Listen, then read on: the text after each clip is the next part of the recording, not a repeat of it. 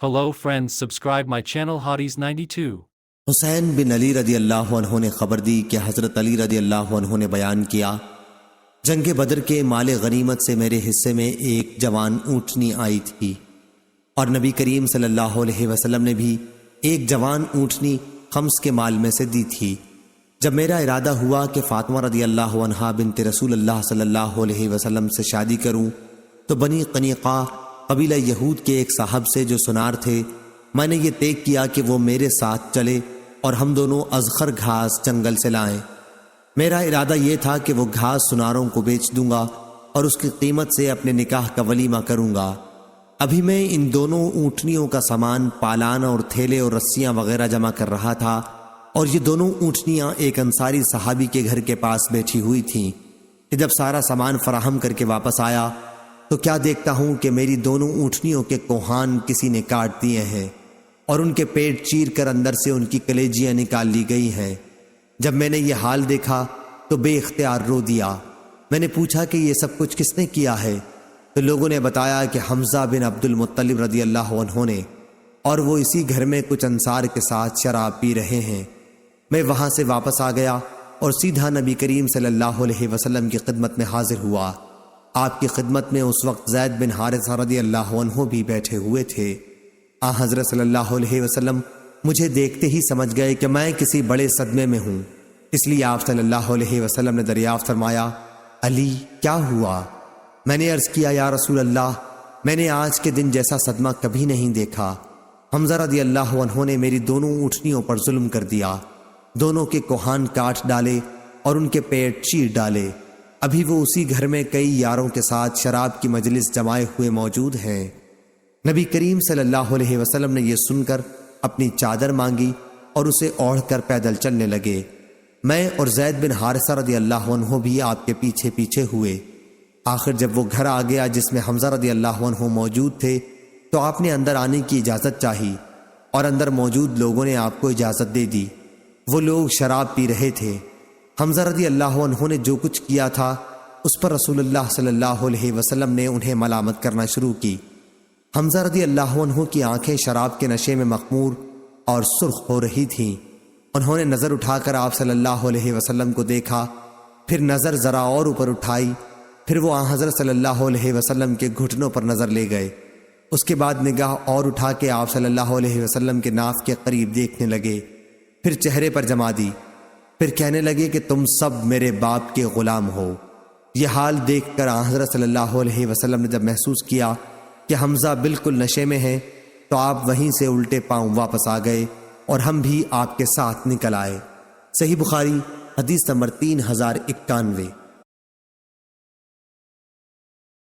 شہاب نے بیان کیا، انہیں عروہ بن زبیر رضی اللہ عنہ نے خبر دی، اور انہیں ام المومنین عائشہ رضی اللہ عنہا نے، کہ رسول کریم صلی اللہ علیہ وسلم کی صاحبزادی فاطمہ رضی اللہ عنہا نے حضرت صلی اللہ علیہ وسلم کی وفات کے بعد حضرت ابو بکر صدیق رضی اللہ عنہ سے مطالبہ کیا تھا کہ حضرت صلی اللہ علیہ وسلم کے اس ترکے سے انہیں ان کی میراث کا حصہ دلایا جائے جو اللہ تعالیٰ نے حضرت صلی اللہ علیہ وسلم کوفے کی صورت میں دیا تھا، جیسے فدق وغیرہ۔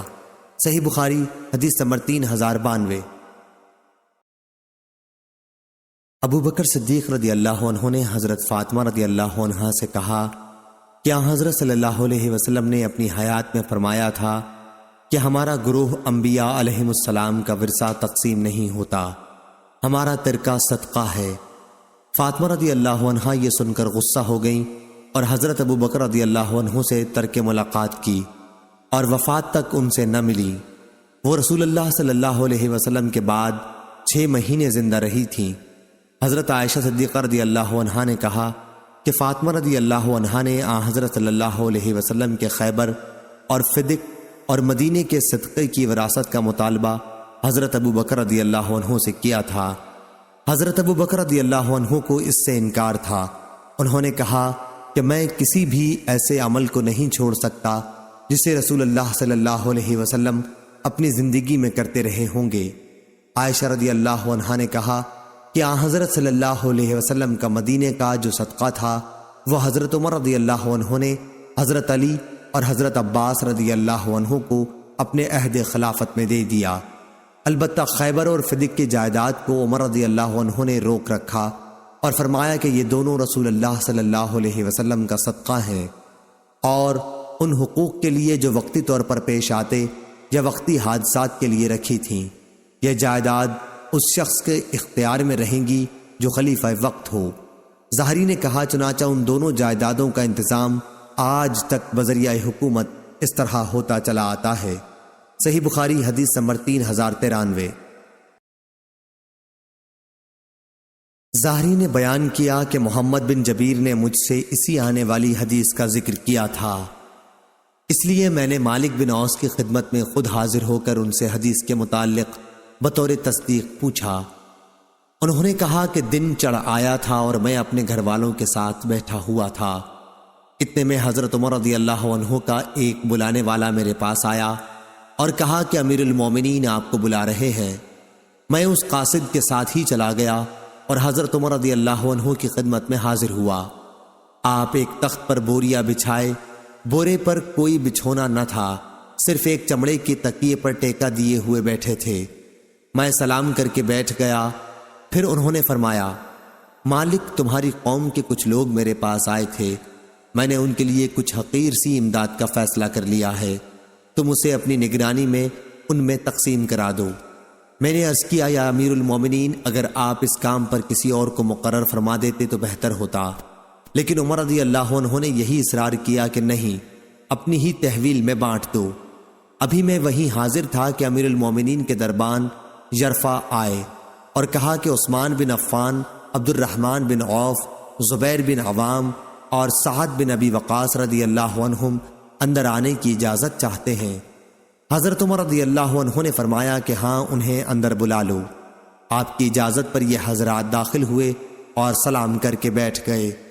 یرفع بھی تھوڑی دیر بیٹھے رہے اور پھر اندر آ کر عرض کیا، علی اور عباس رضی اللہ عنہ کو بھی اندر آنے کی اجازت ہے؟ آپ نے فرمایا کہ ہاں، انہیں بھی اندر بلا لو۔ آپ کی اجازت پر یہ حضرات بھی اندر تشریف لے آئے اور سلام کر کے بیٹھ گئے۔ عباس رضی اللہ عنہ نے کہا، یا امیر المومنین، میرا اور ان کا فیصلہ کر دیجئے۔ ان حضرات کا جھگڑا اس جائیداد کے بارے میں تھا جو اللہ تعالیٰ نے اپنے رسول اللہ صلی اللہ علیہ وسلم کو بنی نذیر کے اموال میں سے خمس کے طور پر عنایت فرمائی تھی۔ اس پر حضرت عثمان اور ان کے ساتھ جو دیگر صحابہ تھے کہنے لگے، ہاں امیر المومنین، ان حضرات میں فیصلہ فرما دیجئے اور ہر ایک کو دوسرے کی طرف سے بے فکر کر دیجئے۔ حضرت عمر رضی اللہ عنہ نے کہا، اچھا تو پھر ذرا ٹھہریے اور دم لے لیجئے۔ میں آپ لوگوں سے اس اللہ کی قسم دے کر پوچھتا ہوں جس کے حکم سے آسمان اور زمین قائم ہے، کیا آپ لوگوں کو معلوم ہے کہ رسول اللہ صلی اللہ علیہ وسلم نے فرمایا تھا کہ ہم پیغمبروں کا کوئی وارث نہیں ہوتا، جو کچھ ہم انبیاء چھوڑ کر جاتے ہیں وہ صدقہ ہوتا ہے، جس سے آن حضرت صلی اللہ علیہ وسلم کی مراد خود اپنی ذات گرامی بھی تھی۔ ان حضرات نے تصدیق کی کہ جی ہاں، بے شک آن حضرت صلی اللہ علیہ وسلم نے یہ فرمایا تھا۔ اب حضرت عمر رضی اللہ عنہ علی اور عباس رضی اللہ عنہ کی طرف مخاطب ہوئے، ان سے پوچھا، میں آپ حضرات کو اللہ کی قسم دیتا ہوں، کیا آپ حضرات کو بھی معلوم ہے کہ آن حضرت صلی اللہ علیہ وسلم نے ایسا فرمایا ہے یا نہیں؟ انہوں نے بھی اس کی تصدیق کی کہ آن حضرت صلی اللہ علیہ وسلم نے بے شک ایسا فرمایا ہے۔ حضرت عمر رضی اللہ عنہ نے کہا کہ اب میں آپ لوگوں سے اس معاملے کی شرح بیان کرتا ہوں۔ بات یہ ہے کہ اللہ تعالیٰ نے اپنے رسول صلی اللہ علیہ وسلم کے لیے اس غنیمت کا ایک مخصوص حصہ مقرر کر دیا تھا جسے آن حضرت صلی اللہ علیہ وسلم نے بھی کسی دوسرے کو نہیں دیا تھا۔ پھر آپ نے اس آیت کی تلاوت فرمائی، وَمَا أَفَاءَ اللَّهُ عَلَى رَسُولِهِم مِّنْهُمْ سے اللہ تعالیٰ کے ارشاد قدیر تک، اور وہ حصہ آن حضرت صلی اللہ علیہ وسلم کے لیے خاص رہا، مگر قسم اللہ کی یہ جائیداد آن حضرت صلی اللہ علیہ وسلم نے تم کو چھوڑ کر اپنے لیے جوڑ نہ رکھی، نہ خاص اپنے خرچ میں لائے، بلکہ تم ہی لوگوں کو دیں اور تمہارے ہی کاموں میں خرچ کیں۔ یہ جو جائیداد بچ رہی ہے، اس میں سے آپ اپنی بیویوں کا سال بھر کا خرچ لیا کرتے، اس کے بعد جو باقی بچتا وہ اللہ کے مال میں شریک کر دیتے، جہاد کے سامان فراہم کرنے میں۔ خیر، آن حضرت صلی اللہ علیہ وسلم تو اپنی زندگی میں ایسا ہی کرتے رہے، حاضرین تم کو اللہ کی قسم کیا تم یہ نہیں جانتے؟ انہوں نے کہا بے شک جانتے ہیں۔ پھر حضرت عمر رضی اللہ عنہ نے علی اور عباس رضی اللہ عنہ سے کہا میں آپ حضرات سے بھی اللہ کی قسم دے کر پوچھتا ہوں کیا آپ لوگ یہ نہیں جانتے ہیں؟ دونوں حضرات نے جواب دیا کہ ہاں۔ پھر حضرت عمر رضی اللہ عنہ نے یوں فرمایا کہ پھر اللہ تعالیٰ نے اپنے نبی کریم صلی اللہ علیہ وسلم کو دنیا سے اٹھا لیا تو ابو بکر صدیق رضی اللہ عنہ کہنے لگے کہ میں رسول اللہ صلی اللہ علیہ وسلم کا خلیفہ ہوں، اور اس لیے انہوں نے حضرت صلی اللہ علیہ وسلم کی اس مخلص جائیداد پر قبضہ کیا، اور جس طرح حضرت صلی اللہ علیہ وسلم اس میں سے مصارف کیا کرتے تھے وہ کرتے رہے۔ اللہ خوب جانتا ہے کہ ابو بکر رضی اللہ عنہ اپنے اس طرز عمل میں سچے، مخلص، نیکوکار، حق کی پیروی کرنے والے تھے۔ پھر اللہ تعالیٰ نے ابو بکر رضی اللہ عنہ کو بھی اپنے پاس بلا لیا، اور اب میں ابو بکر رضی اللہ عنہ کا نائب مقرر ہوا۔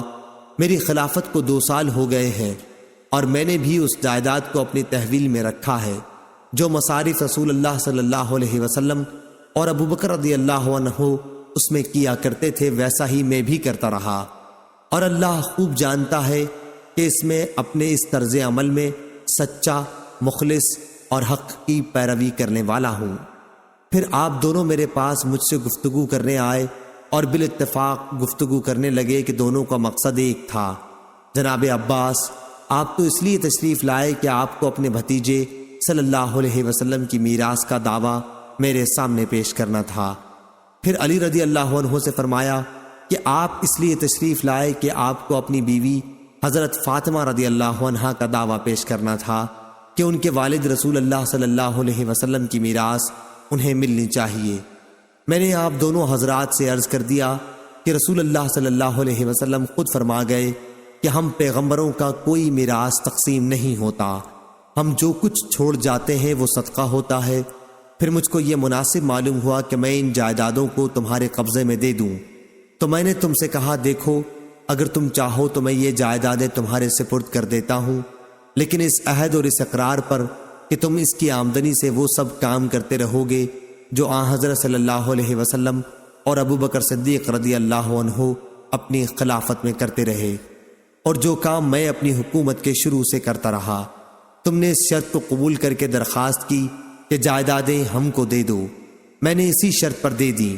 حاضرین کہو میں نے یہ جائیدادیں اس شرط پر ان کے حوالے کی ہیں یا نہیں؟ انہوں نے کہا بے شک اسی شرط پر آپ نے دی ہیں۔ پھر حضرت عمر رضی اللہ عنہ نے علی رضی اللہ عنہ اور عباس رضی اللہ عنہ سے فرمایا میں تم کو اللہ کی قسم دیتا ہوں میں نے اسی شرط پر یہ جائیدادیں آپ حضرات کے حوالے کی ہیں یا نہیں؟ انہوں نے کہا بے شک۔ حضرت عمر رضی اللہ عنہ نے کہا پھر مجھ سے کس بات کا فیصلہ چاہتے ہو؟ کیا جائیداد کو تقسیم کرانا چاہتے ہو؟ قسم اللہ کی جس کے حکم سے زمین اور آسمان قائم ہے، میں تو اس کے سوا اور کوئی فیصلہ کرنے والا نہیں۔ ہاں یہ اور بات ہے کہ اگر تم سے اس کا انتظار نہیں ہو سکتا تو پھر جائیداد میرے سپرد کر دو، میں اس کا بھی کام دیکھ لوں گا۔ صحیح بخاری حدیث نمبر 3094۔ ابو حمزہ زبائی نے بیان کیا، انہوں نے ابن عباس رضی اللہ عنہ سے سنا، وہ بیان کرتے تھے کہ قبیلہ عبد القیس کا وفد دربار رسالت میں حاضر ہوا اور عرض کی یا رسول اللہ ہمارا تعلق قبیلہ ربیعہ سے ہے اور قبیلہ مضر کے کفار ہمارے اور آپ کے بیچ میں بستے ہیں، اس لیے ان کے خطرے کی وجہ سے ہم لوگ آپ کی خدمت میں صرف ادب والے مہینوں میں حاضر ہو سکتے ہیں۔ آپ ہمیں کوئی ایسا واضح حکم فرما دیں جس پر ہم خود بھی مضبوطی سے قائم رہیں، اور جو لوگ ہمارے ساتھ نہیں آ سکے ہیں انہیں بھی بتا دیں۔ حضرت صلی اللہ علیہ وسلم نے فرمایا میں تمہیں 4 چیزوں کا حکم دیتا ہوں اور 4 چیزوں سے روکتا ہوں۔ میں تمہیں حکم دیتا ہوں اللہ پر ایمان لانے کا کہ اللہ کے سوا اور کوئی معبود نہیں، نماز قائم کرنے کا، زکوٰۃ دینے کا، رمضان کے روزے رکھنے کا، اور اس بات کا کہ جو کچھ بھی تمہیں غنیمت کا مال ملے اس میں 5واں حصہ خمس اللہ کے لیے نکال دو، اور تمہیں میں دبا، نقیر، ہنتم اور مصفت کے استعمال سے روکتا ہوں۔ صحیح بخاری حدیث نمبر 3095۔ ابو زناد نے بیان کیا، انہیں اعرج نے اور انہیں حضرت ابو ہریرہ رضی اللہ عنہ نے کہ رسول اللہ صلی اللہ علیہ وسلم نے فرمایا، میرے وارث میرے بعد 1 دینار بھی نہ بانٹیں، میرا ترکہ تقسیم نہ کریں، میں جو چھوڑ جاؤں اس میں سے میرے عاملوں کی تنخواہ اور میری بیویوں کا خرچ نکال کر باقی سب صدقہ ہے۔ صحیح بخاری حدیث نمبر 3096۔ عبداللہ بن ابی شیبہ نے بیان کیا، کہا ہم سے ابو اسامہ نے، کہا ہم سے ہشام بن عروہ نے، ان سے ان کے والد نے بیان کیا، ان سے عائشہ نے بیان کیا کہ جب رسول کریم صلی اللہ علیہ وسلم کی وفات ہوئی تو میرے گھر میں آدھے وسق جو کے سوا جو ایک طاق میں رکھے ہوئے تھے اور کوئی چیز ایسی نہیں تھی جو کسی جگر والے جاندار کی خوراک بن سکتی۔ میں اسی میں سے کھاتی رہی اور بہت دن گزر گئے، پھر میں نے اس میں سے ناپ کر نکالنا شروع کیا تو وہ جلدی ختم ہو گئے۔ صحیح بخاری حدیث number 3097۔ Hello friends, subscribe my channel Hotties 92. ابو اسحاق نے بیان کیا، کہا کہ میں نے عمرو بن حارث سے سنا، وہ کہتے تھے کہ نبی کریم صلی اللہ علیہ وسلم نے اپنی وفات کے بعد اپنے ہتھیار، ایک سفید خچر اور ایک زمین جسے آپ خود صدقہ کر گئے تھے کے سوا اور کوئی ترکہ نہیں چھوڑا تھا۔ صحیح بخاری حدیث نمبر 3098۔ معمر اور یونس نے خبر دی، ان سے زہری نے بیان کیا، انہیں عبیداللہ بن عبداللہ بن عتبہ بن مسعود نے خبر دی کہ نبی کریم صلی اللہ علیہ وسلم کی زوجہ مطہرہ عائشہ رضی اللہ عنہا نے بیان کیا کہ مرض الوفات میں جب نبی کریم صلی اللہ علیہ وسلم کا مرض بہت بڑھ گیا تو آپ نے سب بیویوں سے اس کی اجازت چاہی کہ مرض کے دن آپ میرے گھر میں گزاریں۔ اس کی اجازت آپ کو مل گئی تھی۔ صحیح بخاری حدیث نمبر 3099۔ نافع نے بیان کیا، کہا کہ میں نے ابن ابی ملیکہ سے سنا، انہوں نے بیان کیا کہ حضرت عائشہ رضی اللہ عنہا نے کہا کہ رسول اللہ صلی اللہ علیہ وسلم نے میرے گھر میری باری کے دن میرے حلق اور سینے کے درمیان ٹیک لگائے ہوئے وفات پائی۔ اللہ تعالیٰ نے وفات کے وقت میرے تھوک اور حضرت صلی اللہ علیہ وسلم کے تھوک کو ایک ساتھ جمع کر دیا تھا۔ بیان کیا وہ اس طرح کہ عبد الرحمن حضرت عائشہ رضی اللہ عنہا کے بھائی مسواک لیے ہوئے اندر آئے، آپ صلی اللہ علیہ وسلم اسے چبا نہ سکے، اس لیے میں نے اسے اپنے ہاتھ میں لے لیا اور میں نے اسے چبانے کے بعد وہ مسواک آپ کے دانتوں پر ملی۔ صحیح بخاری حدیث نمبر 3100۔ عبد الرحمن بن خالد نے بیان کیا، ان سے ابن شہاب نے، ان سے حضرت علی بن حسین زین العابدین نے کہ نبی کریم صلی اللہ علیہ وسلم کی زوجہ مطہرہ حضرت صفیہ رضی اللہ عنہا نے انہیں خبر دی کہ وہ نبی کریم صلی اللہ علیہ وسلم کی خدمت میں ملنے کے لیے حاضر ہوئیں۔ حضرت صلی اللہ علیہ وسلم رمضان کے آخری عشرہ کا مسجد میں اعتکاف کیے ہوئے تھے، پھر وہ واپس ہونے کے لیے اٹھیں تو حضرت صلی اللہ علیہ وسلم بھی ان کے ساتھ اٹھے۔ جب حضرت صلی اللہ علیہ وسلم اپنی زوجہ مطہرہ حضرت ام سلمہ رضی اللہ عنہا کے دروازے کے قریب پہنچے جو مسجد نبوی کے دروازے سے ملا ہوا تھا تو 2 انصاری صحابی اسید بن حضیر رضی اللہ عنہ اور عباد بن بشر رضی اللہ عنہ وہاں سے گزرے اور حضرت صلی اللہ علیہ وسلم کو انہوں نے سلام کیا اور آگے بڑھنے لگے، لیکن حضرت صلی اللہ علیہ وسلم نے ان سے فرمایا، ذرا ٹھہر جاؤ، میرے ساتھ میری بیوی صفیہ رضی اللہ عنہا ہے، یعنی کوئی دوسرا نہیں۔ ان دونوں نے عرض کیا، سبحان اللہ یا رسول اللہ۔ ان حضرات پر آپ کا یہ فرمانا بڑا شاق گزرا کہ حضرت صلی اللہ علیہ وسلم نے اس پر فرمایا کہ شیطان انسان کے اندر اس طرح دوڑتا رہتا ہے جیسے جسم میں خون دوڑتا ہے، مجھے یہی خطرہ ہوا کہ کہیں تمہارے دلوں میں بھی کوئی وسوسہ پیدا نہ ہو جائے۔ صحیح بخاری حدیث نمبر 3101۔ انس بن عیاض نے بیان کیا، ان سے عبید اللہ عمری نے، ان سے محمد بن یحییٰ بن حبان نے، ان سے واسع بن حبان نے اور ان سے عبداللہ بن عمر رضی اللہ عنہ نے بیان کیا کہ میں ام المومنین حفصہ رضی اللہ عنہا کے گھر کے اوپر چڑھا تو دیکھا کہ نبی کریم صلی اللہ علیہ وسلم قضاء حاجت کر رہے تھے۔ آپ صلی اللہ علیہ وسلم کی پیٹھ قبلے کی طرف تھی اور چہرہ مبارک شام کی طرف تھا۔ صحیح بخاری حدیث نمبر 3102۔ ہشام نے بیان کیا، ان سے ان کے باپ نے بیان کیا اور ان سے عائشہ رضی اللہ عنہا نے بیان کیا کہ رسول اللہ صلی اللہ علیہ وسلم جب عصر کی نماز پڑھتے تو دھوپ ابھی ان کے حجرے میں باقی رہتی تھی۔ صحیح بخاری حدیث نمبر 3103۔ جویریہ نے بیان کیا، ان سے نافع نے اور ان سے عبداللہ رضی اللہ عنہ نے بیان کیا کہ نبی کریم صلی اللہ علیہ وسلم نے خطبہ دیتے ہوئے عائشہ رضی اللہ عنہا کے حجرے کی طرف اشارہ کیا اور فرمایا کہ اسی طرف سے یعنی مشرق کی طرف سے فتنے برپا ہوں گے۔ 3 مرتبہ آپ صلی اللہ علیہ وسلم نے فرمایا کہ یہیں سے شیطان کا سر نمودار ہوگا۔ صحیح بخاری حدیث نمبر 3104۔ امام مالک بن انس نے خبر دی، انہیں عبداللہ بن ابی بکر نے، انہیں عمرہ بنت عبد الرحمن نے اور انہیں عائشہ رضی اللہ عنہا نے خبر دی کہ رسول کریم صلی اللہ علیہ وسلم ان کے گھر میں موجود تھے۔ اچانک انہوں نے سنا کہ کوئی صاحب حفصہ رضی اللہ عنہا کے گھر میں اندر آنے کی اجازت مانگ رہے ہیں۔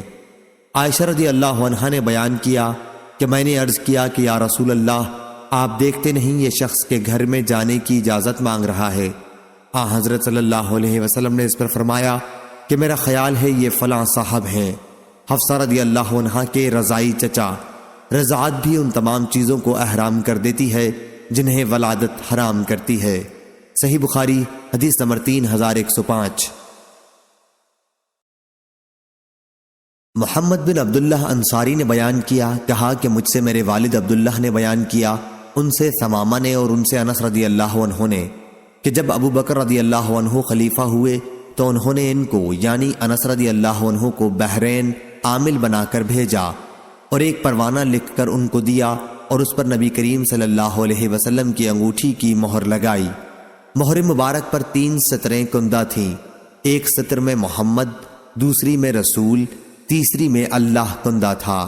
صحیح بخاری حدیث نمبر 3106۔ عیسیٰ بن تہمان نے بیان کیا، انہوں نے کہا کہ انس بن مالک رضی اللہ عنہ نے ہمیں 2 پرانے جوتے نکال کر دکھائے جن میں 2 تسمے لگے ہوئے تھے۔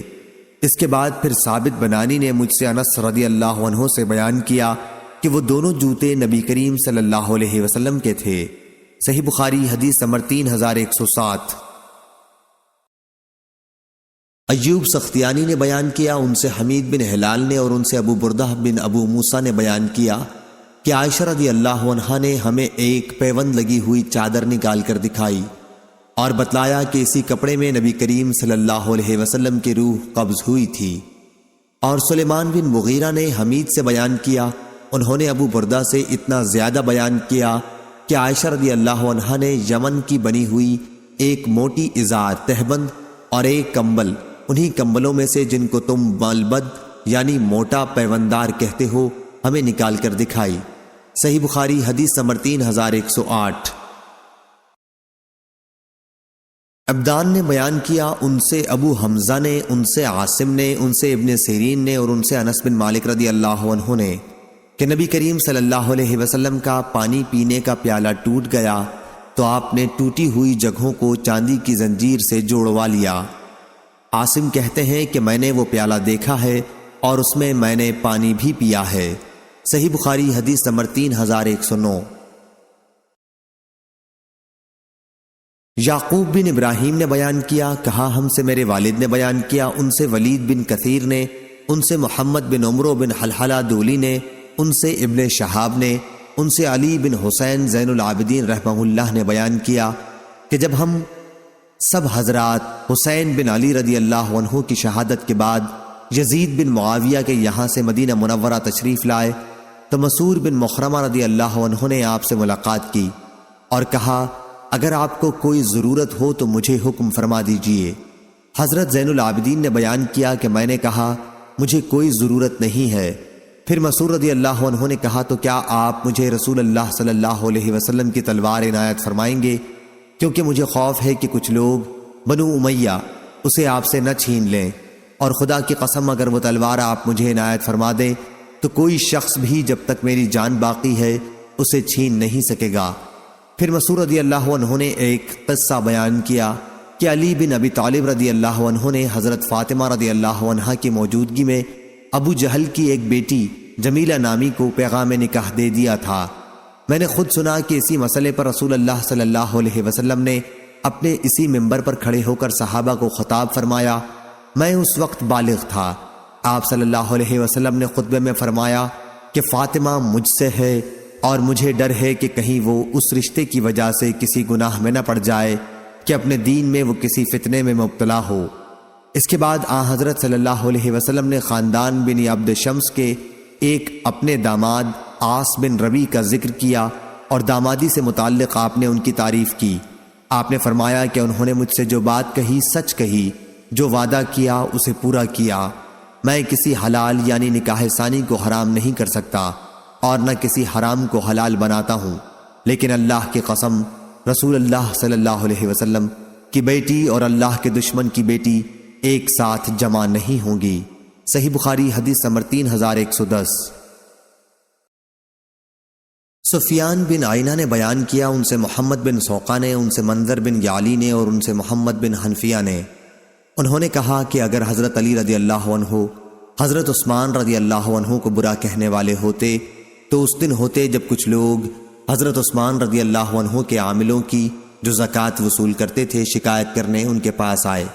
انہوں نے مجھ سے کہا عثمان رضی اللہ عنہ کے پاس جا اور یہ زکوٰۃ کا پروانہ لے جا، ان سے کہنا کہ یہ پروانہ حضرت صلی اللہ علیہ وسلم کا لکھوایا ہوا ہے، تم اپنے عاملوں کو حکم دو کہ وہ اسی کے مطابق عمل کریں۔ چنانچہ میں اسے لے کر حضرت عثمان رضی اللہ عنہ کی خدمت میں حاضر ہوا اور انہیں پیغام پہنچا دیا، لیکن انہوں نے فرمایا کہ ہمیں اس کی کوئی ضرورت نہیں کیونکہ ہمارے پاس اس کی نقل موجود ہے۔ میں نے جا کر حضرت علی رضی اللہ عنہ سے یہ واقعہ بیان کیا تو انہوں نے فرمایا کہ اچھا پھر اس پروانے کو جہاں سے اٹھایا ہے وہیں رکھ دو۔ صحیح بخاری حدیث نمبر 3111۔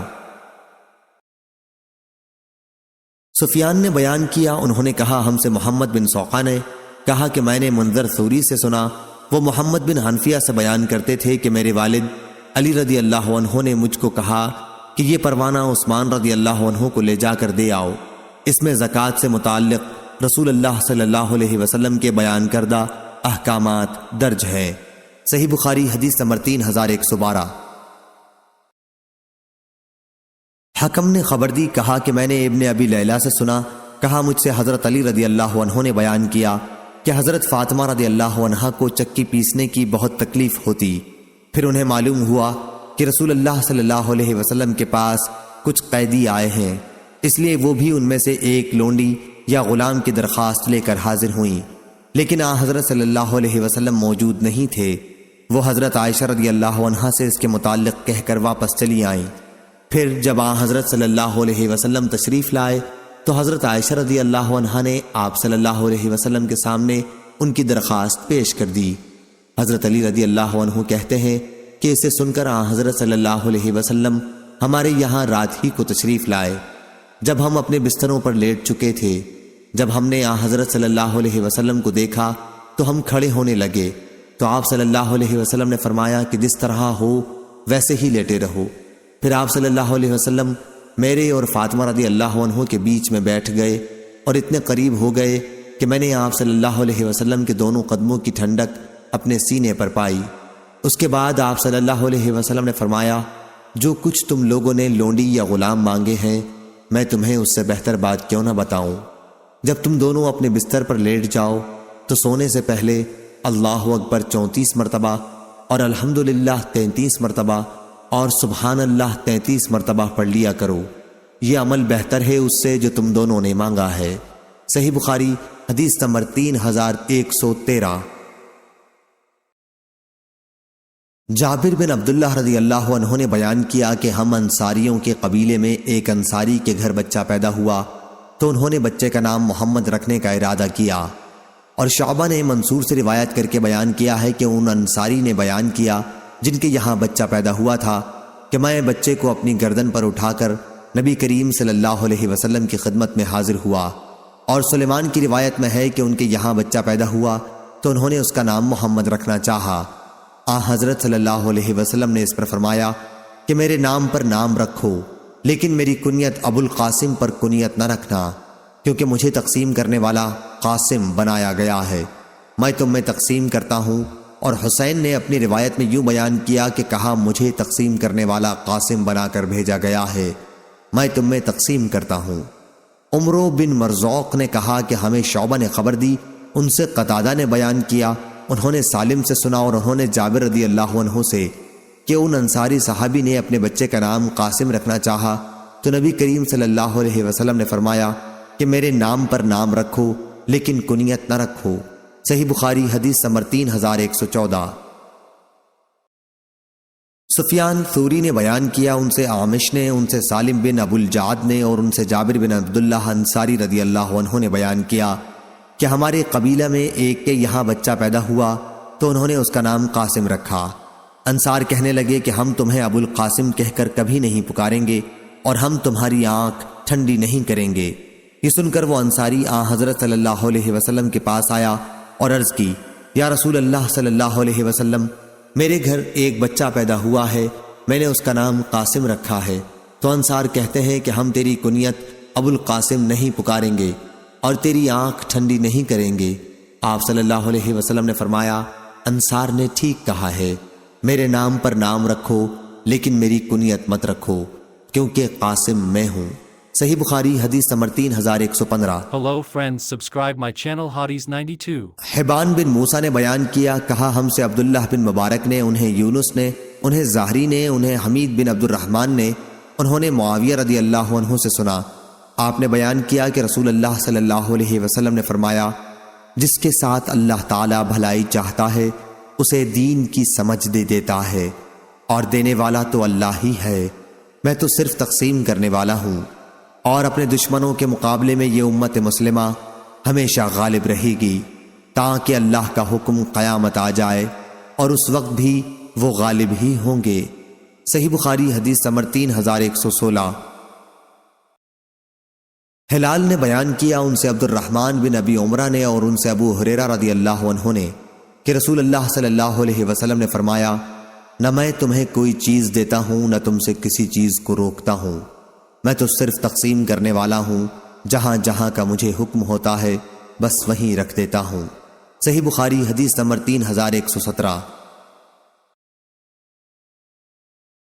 ابن ابی عیاش نے بیان کیا اور ان کا نام نعمان تھا، ان سے خولہ بنت قیس انصاریہ رضی اللہ عنہا نے بیان کیا کہ نبی کریم صلی اللہ علیہ وسلم سے میں نے سنا، آپ فرما رہے تھے کہ کچھ لوگ اللہ تعالیٰ کے مال کو بے جا اڑاتے ہیں، انہیں قیامت کے دن آگ ملے گی۔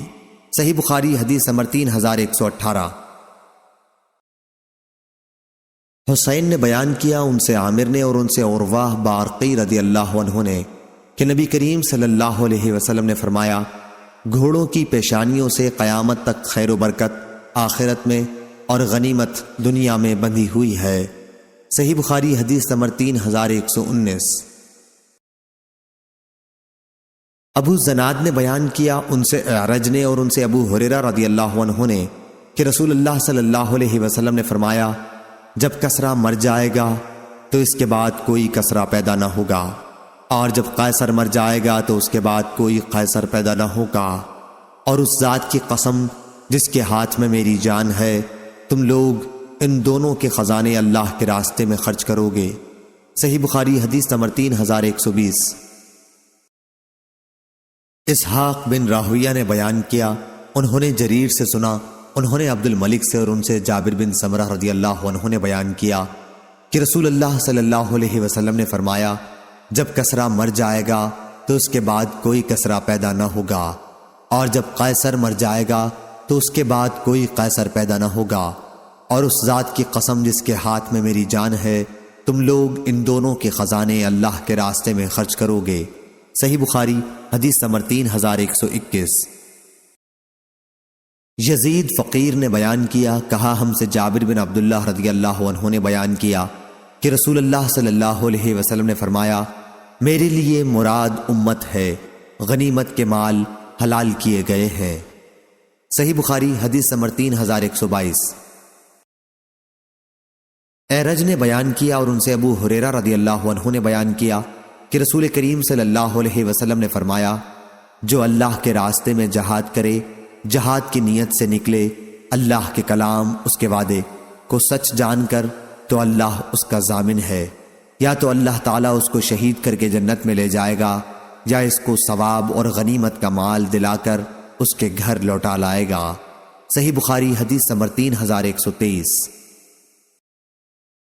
عبداللہ بن مبارک نے بیان کیا، ان سے معمر نے، ان سے حمام بن بنبا نے اور ان سے ابو ہریرہ رضی اللہ عنہ نے بیان کیا کہ رسول کریم صلی اللہ علیہ وسلم نے فرمایا، بنی اسرائیل کے پیغمبروں میں سے ایک نبی یوشع علیہ السلام نے غزوہ کرنے کا ارادہ کیا تو اپنی قوم سے کہا کہ میرے ساتھ کوئی ایسا شخص جس نے ابھی نئی شادی کی ہو اور بیوی کے ساتھ کوئی رات بھی نہ گزاری ہو اور وہ رات گزارنا چاہتا ہو، اور وہ شخص جس نے گھر بنایا ہو اور ابھی اس کی چھت نہ پاٹ سکا ہو، اور وہ شخص جس نے حاملہ بکری یا حاملہ اونٹنیاں خریدی ہوں اور اسے ان کے بچے جننے کا انتظار ہو، تو ایسے لوگوں میں سے کوئی بھی ہمارے ساتھ جہاد میں نہ چلے۔ پھر انہوں نے جہاد کیا، اور جب اس آبادی اریحا سے قریب ہوئے تو عصر کا وقت ہو گیا یا اس کے قریب وقت ہوا۔ انہوں نے سورج سے فرمایا کہ تو بھی خدا کا تابع فرمان ہے اور میں بھی اس کا تابع فرمان ہوں، اے اللہ ہمارے لیے اسے اپنی جگہ پر روک دے۔ چنانچہ سورج رک گیا یہاں تک کہ اللہ تعالیٰ نے انہیں فتح عنایت فرمائی۔ پھر انہوں نے اموال غنیمت کو جمع کیا اور آگ اسے جلانے کے لیے آئی لیکن جلا نہ سکی۔ اس نبی نے فرمایا کہ تم میں سے کسی نے مال غنیمت میں چوری کی ہے، اس لیے ہر قبیلے کا ایک آدمی آ کر میرے ہاتھ پر بیعت کرے۔ جب بیعت کرنے لگے تو ایک قبیلے کے شخص کا ہاتھ ان کے ہاتھ کے ساتھ چمٹ گیا۔ انہوں نے فرمایا کہ چوری تمہارے ہی قبیلے والوں نے کی ہے، اب تمہارے قبیلے کے سب لوگ آئیں اور بیعت کریں۔ چنانچہ اس قبیلے کے 2 یا 3 آدمیوں کا ہاتھ اس طرح ان کے ہاتھ سے چمٹ گیا تو آپ نے فرمایا کہ چوری تم ہی لوگوں نے کی ہے۔ آخر چوری مان لی گئی، اور وہ لوگ گائے کے سر کی طرح سونے کا ایک سر لائے جو غنیمت میں سے چرا لیا گیا تھا، اور اسے مال غنیمت میں رکھ دیا۔ تب آگ آئی اور اسے جلا گئی۔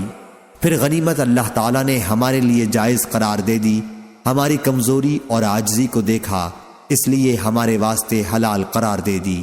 صحیح بخاری حدیث نمبر 3124۔ عبد الرحمن بن مہدی نے خبر دی، انہیں امام مالک نے، انہیں زید بن اسلم نے، انہیں ان کے والد نے، کہ عمر رضی اللہ عنہ نے فرمایا، اگر مسلمانوں کی آنے والی نسلوں کا خیال نہ ہوتا تو جو شہر بھی فتح ہوتا میں اسے فاتحوں میں اسی طرح تقسیم کر دیا کرتا جس طرح نبی کریم صلی اللہ علیہ وسلم نے خیبر کی تقسیم کی تھی۔ صحیح بخاری حدیث نمبر 3125۔ عمرو بن مرہ نے بیان کیا، انہوں نے ابو وائل سے سنا، انہوں نے بیان کیا کہ ہم سے ابو موسیٰ اشعری رضی اللہ عنہ نے بیان کیا کہ ایک اعرابی لاحق بن زمیرہ باہلی نے نبی کریم صلی اللہ علیہ وسلم سے پوچھا، ایک شخص ہے جو غنیمت حاصل کرنے کے لیے جہاد میں شریک ہوا، ایک شخص جو اس لیے شرکت کرتا ہے کہ اس کی بہادری کے چرچے زبانوں پر آ جائیں، ایک شخص اس لیے لڑتا ہے کہ اس کی دھاگ بیٹھ جائے، تو ان سے اللہ کے راستے میں کون سا ہوگا؟ حضرت صلی اللہ علیہ وسلم نے فرمایا کہ جو شخص جنگ میں شرکت اس لیے کرے تاکہ اللہ کا کلمہ دین ہی بلند رہے، فقط وہی اللہ کے راستے میں ہے۔ صحیح بخاری حدیث نمبر 3126۔ حماد بن زید نے بیان کیا، ان سے ایوب سختیانی نے اور ان سے عبداللہ بن ابی ملیکہ نے کہ نبی کریم صلی اللہ علیہ وسلم کی خدمت میں دیباج کی کچھ قبائیں تحفے کے طور پر آئی تھیں جن میں سونے کی گھنڈیاں لگی ہوئی تھیں، انہیں حضرت صلی اللہ علیہ وسلم نے اپنے اصحاب میں تقسیم فرما دیا اور ایک قبا مخرمہ بن نوفل رضی اللہ عنہ کے لیے رکھ لی۔ پھر مخرمہ رضی اللہ عنہ آئے اور ان کے ساتھ ان کے صاحبزادے مسعود بن مخرمہ رضی اللہ عنہ بھی تھے۔ آپ دروازے پر کھڑے ہو گئے اور کہا، میرا نام لے کر نبی کریم صلی اللہ علیہ وسلم کو بلا لا۔ حضرت صلی اللہ علیہ وسلم نے ان کی آواز سنی تو قبا لے کر باہر تشریف لائے اور اس کی گھنڈیاں ان کے سامنے کر دیں۔ پھر فرمایا، ابو مسعود یہ قبا میں تمہارے لیے چھپا کر رکھ لی تھی، ابو مسعود یہ قبا میں نے تمہارے لیے چھپا کر رکھ لی تھی۔ مخرمہ رضی اللہ عنہ ذرا تیز طبیعت کے آدمی تھے۔ ابن علیہ نے ایوب کے واسطے سے یہ حدیث مرسلن ہی روایت کی ہے، اور حاتم بن وردان نے بیان کیا کہ ہم سے ایوب نے بیان کیا، ان سے ابن ابی ملیکہ نے، ان سے مسعود رضی اللہ عنہ نے کہ نبی کریم صلی اللہ علیہ وسلم کے یہاں کچھ قبائیں آئی تھیں۔ اس روایت کے مطابق لیث نے ابن ابی ملیکہ سے کی ہے۔ صحیح بخاری حدیث نمبر 3127۔ معتمر نے بیان کیا، ان سے ان کے باپ سلیمان نے، انہوں نے انس بن مالک رضی اللہ عنہ سے سنا، انہوں نے بیان کیا کہ صحابہ انصار کچھ کھجور کے درخت نبی کریم صلی اللہ علیہ وسلم کی خدمت میں بطور تحفہ دے دیا کرتے تھے۔ جب اللہ تعالیٰ نے بنو قریظہ اور بنو نذیر کے قبائل پر فتح دی تو آن حضرت صلی اللہ علیہ وسلم اس کے بعد اس طرح کے ہدایہ واپس فرما دیا کرتے تھے۔ صحیح بخاری حدیث نمبر 3128۔ اسحاق بن ابراہیم نے بیان کیا، کہا میں نے ابو اسامہ سے پوچھا، کیا آپ لوگوں سے ہشام بن عروہ نے یہ حدیث اپنے والد سے بیان کی ہے کہ ان سے عبداللہ بن زبیر رضی اللہ عنہ نے کہا کہ جمل کی جنگ کے موقع پر جب زبیر رضی اللہ عنہ کھڑے ہوئے تو مجھے بلایا، میں ان کے پہلو میں جا کر کھڑا ہو گیا۔ انہوں نے کہا، بیٹے آج کی لڑائی میں ظالم مارا جائے گا یا مظلوم؟ اور میں سمجھتا ہوں کہ آج میں مظلوم قتل کیا جاؤں گا، اور مجھے سب سے زیادہ فکر اپنے قرضوں کی ہے۔ کیا تمہیں بھی کچھ اندازہ ہے کہ قرض ادا کرنے کے بعد ہمارا کچھ مال بچ سکے گا؟ پھر انہوں نے کہا، بیٹے ہمارا مال فروخت کر کے اس سے قرض ادا کر دینا۔ اس کے بعد انہوں نے 1/3 کی میرے لیے اور اس 1/3 کے تیسرے حصے کی وصیت میرے بچوں کے لیے کی، یعنی عبداللہ بن زبیر کے بچوں کے لیے۔ انہوں نے فرمایا تھا کہ اس 1/3 کے 3 حصے کر لینا، اور اگر قرض کی ادائیگی کے بعد ہمارے اموال میں سے کچھ بچ جائے تو اس کا 1/3 تمہارے بچوں کے لیے ہوگا۔ ہشام راوی نے بیان کیا کہ عبداللہ رضی اللہ عنہ کے بعض لڑکے زبیر رضی اللہ عنہ کے لڑکوں کے ہم عمر تھے، جیسے خبیب اور عباد، اور زبیر رضی اللہ عنہ کے اس وقت 9 لڑکے اور 9 لڑکیاں تھیں۔ عبداللہ بن زبیر رضی اللہ عنہ نے بیان کیا کہ پھر زبیر رضی اللہ عنہ مجھے اپنے قرض کے سلسلے میں وصیت کرنے لگے اور فرمانے لگے کہ بیٹا اگر قرض ادا کرنے سے عاجز ہو جائے تو میرے مالک و مولا سے اس میں مدد چاہنا۔ عبداللہ رضی اللہ عنہ نے بیان کیا کہ قسم اللہ کی میں ان کی بات نہ سمجھ سکا۔ میں نے پوچھا کہ بابا آپ کے مولا کون ہیں؟ انہوں نے فرمایا کہ اللہ پاک۔ عبداللہ رضی اللہ عنہ نے بیان کیا، قسم اللہ کی قرض ادا کرنے میں جو بھی دشواری سامنے آئی تو میں نے اسی طرح دعا کی کہ اے زبیر کے مولا ان کی طرف سے ان کا قرض ادا کرا دے، اور ادائیگی کی صورت پیدا ہو جاتی تھی۔ چنانچہ جب زبیر رضی اللہ عنہ اسی موقع پر شہید ہو گئے تو انہوں نے ترکے میں درہم و دینار نہیں چھوڑے، بلکہ ان کا ترکہ کچھ تو اراضی کی صورت میں تھا اور اسی میں غابہ کی زمین بھی شامل تھی۔ 11 مکانات مدینہ میں تھے، 2 مکان بصرہ میں تھے، 1 مکان کوفہ میں تھا اور 1 مصر میں تھا۔ عبداللہ نے بیان کیا کہ ان پر جو اتنا سارا قرض ہو گیا تھا اس کی صورت یہ ہوئی تھی کہ جب ان کے پاس کوئی شخص اپنا مال لے کر امانت رکھنے آتا تو آپ اسے کہتے کہ نہیں، البتہ اسی صورت میں رکھ سکتا ہوں کہ یہ میرے ذمے بطور قرض رہے، کیونکہ مجھے اس کے ضائع ہو جانے کا بھی خوف ہے۔ حضرت زبیر رضی اللہ عنہ کسی علاقے کے امیر کبھی نہیں بنے تھے، نہ وہ خراج وصول کرنے پر کبھی مقرر ہوئے اور نہ کوئی دوسرا عہدہ انہوں نے قبول کیا۔ البتہ انہوں نے رسول اللہ صلی اللہ علیہ وسلم کے ساتھ اور ابو بکر و عمر اور عثمان رضی اللہ عنہم کے ساتھ جہادوں میں شرکت کی تھی۔ عبداللہ بن زبیر رضی اللہ عنہ نے کہا کہ جب میں نے اس رقم کا حساب کیا جو ان پر قرض تھی تو اس کی تعداد 22 لاکھ تھی۔ بیان کیا کہ پھر حکیم بن حزام رضی اللہ عنہ عبداللہ بن زبیر رضی اللہ عنہ سے ملے تو دریافت فرمایا، بیٹے میرے دینی بھائی پر کتنا قرض رہ گیا ہے؟ عبداللہ رضی اللہ عنہ نے چھپانا چاہا اور کہہ دیا کہ 1 لاکھ۔ اس پر حکیم نے کہا، قسم اللہ کی میں تو نہیں سمجھتا کہ تمہارے پاس موجود سرمایے سے یہ قرض ادا ہو سکے گا۔ عبداللہ نے اب کہا کہ اگر قرض کی تعداد 22 لاکھ ہوئی پھر آپ کی کیا رائے ہوگی؟ انہوں نے فرمایا، پھر تو یہ قرض تمہاری برداشت سے بھی باہر ہے، خیر اگر کوئی دشواری پیش آئے تو مجھ سے کہنا۔ عبداللہ نے بیان کیا کہ حضرت زبیر نے غابہ کی جائیداد 1,70,000 میں خریدی تھی، لیکن عبداللہ نے وہ 16 لاکھ میں بیچی۔ پھر انہوں نے اعلان کیا کہ حضرت زبیر رضی اللہ عنہ پر جس کا قرض ہو وہ غابہ میں آ کر ہم سے مل لے۔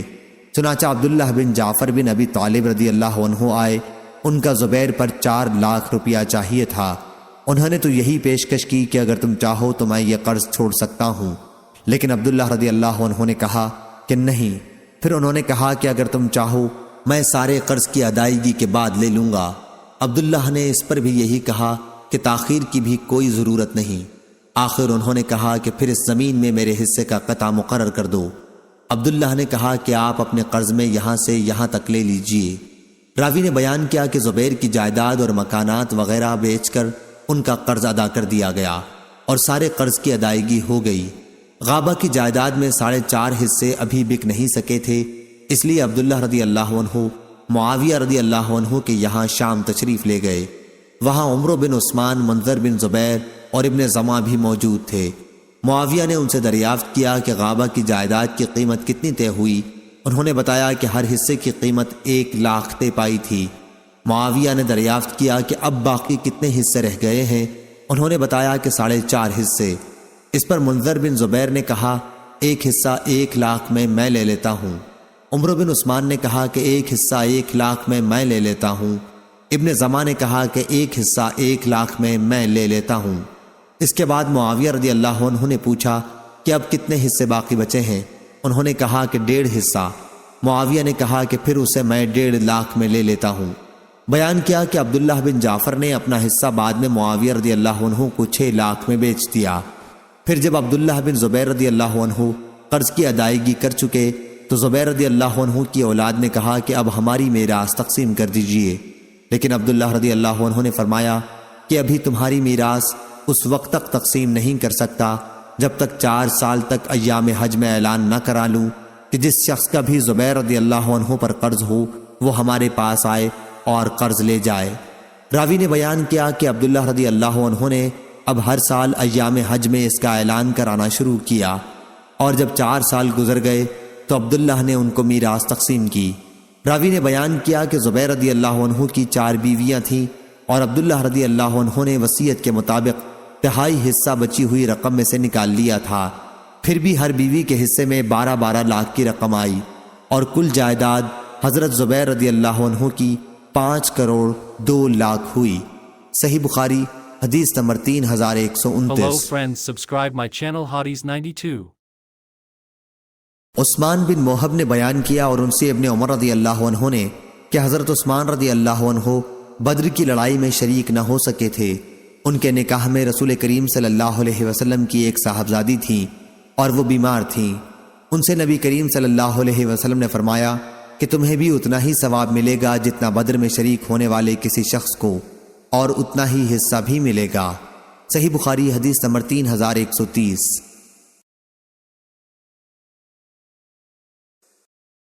ابن شہاب نے بیان کیا کہ عروہ کہتے تھے کہ مروان بن حکم اور مسعور بن مخرمہ رضی اللہ عنہ نے انہیں خبر دی کہ جب حوازن کا وفد رسول کریم صلی اللہ علیہ وسلم کی خدمت میں حاضر ہوا اور اپنے مالوں اور قیدیوں کی واپسی کا سوال کیا تو آن حضرت صلی اللہ علیہ وسلم نے فرمایا کہ سچی بات مجھے سب سے زیادہ پسند ہے، ان دونوں چیزوں میں سے تم ایک ہی واپس لے سکتے ہو، اپنے قیدی واپس لے لو یا پھر مال لے لو، اور میں نے تمہارا انتظار بھی کیا۔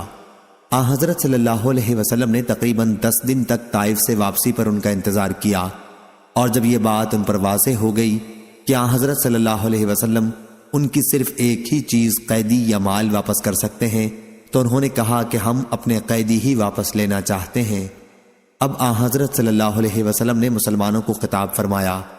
آپ صلی اللہ علیہ وسلم نے اللہ کی اس کی شان کے مطابق حمد و ثنا کرنے کے بعد فرمایا، اما بعد، تمہارے یہ بھائی اب ہمارے پاس توبہ کر کے آئے ہیں، اور میں مناسب سمجھتا ہوں کہ ان کے قیدی انہیں واپس کر دیے جائیں۔